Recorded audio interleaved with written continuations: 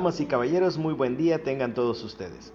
Mi nombre es Edgar Subía y estoy transmitiendo directamente desde Chihuahua, México, para todo el país y el resto del mundo que nos escuchan a través de este milagro de la tecnología que es Internet. Permítanme darles la más cordial bienvenida a este espacio de comunicación que llamamos La Mesa.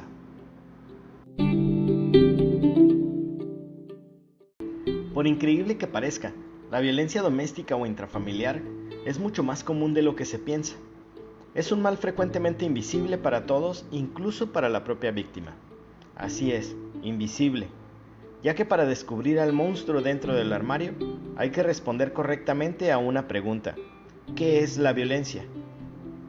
La RAE nos dice que violencia es de carácter violento, acción y efecto de violentar o violentarse. Esto es una explicación tan burda que resulta absurda e inútil. El día de hoy, en esta mesa, diremos que la violencia es el uso consciente o inconscientemente de fuerza física o psicológica, ya sea contra uno mismo, otra persona, un grupo o una comunidad, que tiene como consecuencia, o es muy probable que tenga como consecuencia, un traumatismo, daños psicológicos, problemas de desarrollo o incluso la muerte. Entonces, si logramos entender que violencia doméstica no solamente son golpes, jaloneos, empujones o en un caso muy extremo una violación, sino que también puede considerarse un acto de violencia a los gritos, insultos, burlas constantes, la ridiculización o incluso el simple hecho de ignorar frecuentemente a una persona, podremos darnos cuenta más fácilmente en dónde podría esconderse este monstruo horrible dentro de nuestra propia casa.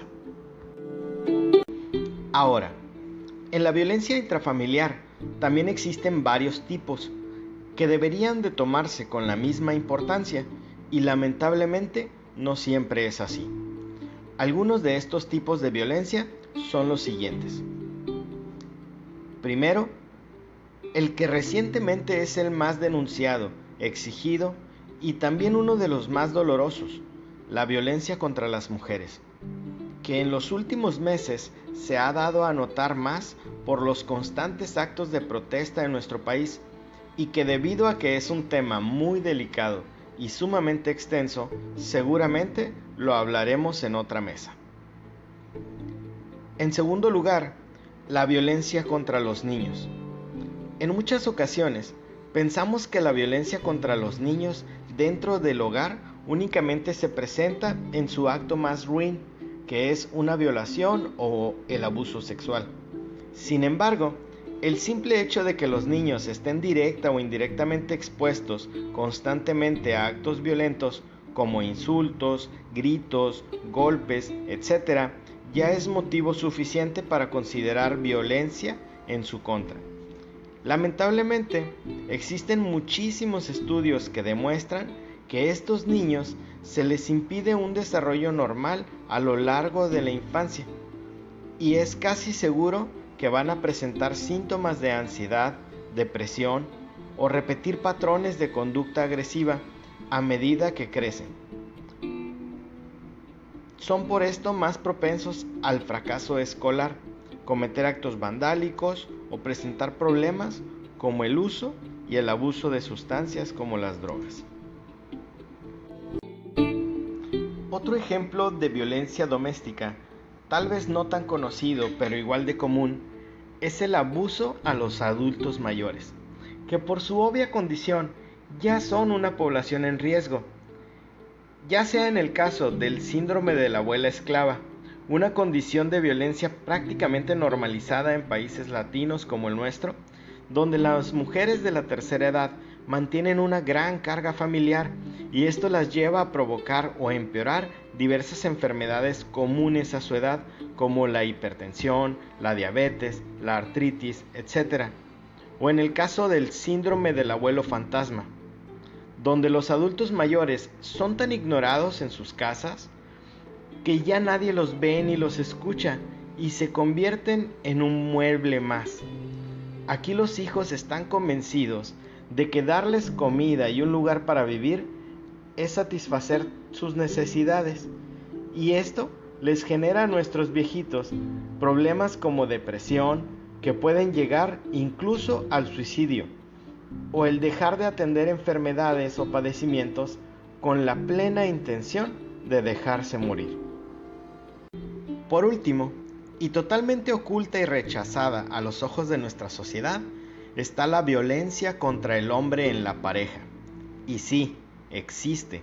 Y no solo existe, sino que hay estudios que indican que puede ser tan común como la violencia contra las mismas mujeres. Y aunque muchas veces son las mismas feministas las que aseguran que la violencia hacia los hombres en la pareja es solamente un mito para menospreciar las denuncias de las mujeres hacia los mismos hombres, es muy difícil pensar que los hombres no pudieran ser víctimas. Y si tomamos en cuenta la violencia como la establecimos desde un principio, no necesariamente tendría que haber violencia física. Los hombres también pueden ser violentados de muchas maneras, y una muy particular, la violencia sexual indirecta, como por ejemplo la ridiculización de su sexualidad o las acusaciones sin fundamentos, donde las mujeres se hacen pasar por víctimas y el hombre, por el simple hecho de ser hombre, termina siendo acusado directamente. O en algunos casos, son violentados por sus parejas cuando estos no están en condiciones para responder sexualmente. Este también es un tipo de violencia, la violencia psicológica.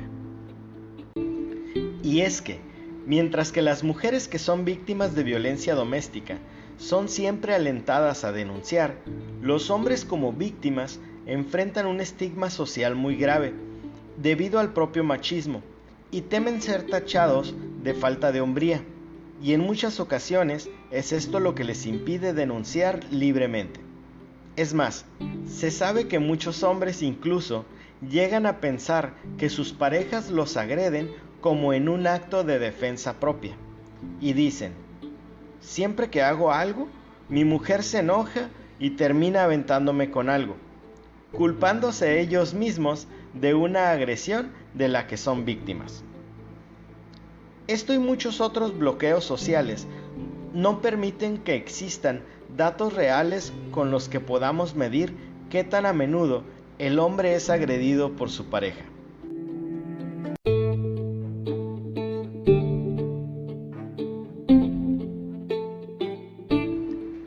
Es triste pensar que en nuestro núcleo familiar, en nuestra propia casa, el lugar donde deberíamos sentirnos siempre seguros, es en algunos casos un área de riesgo. No permitas que la violencia entre a tu casa, y si algún día la encuentras dentro, denuncia. Recuerda que hacerlo puede salvar tu vida o la de un ser querido.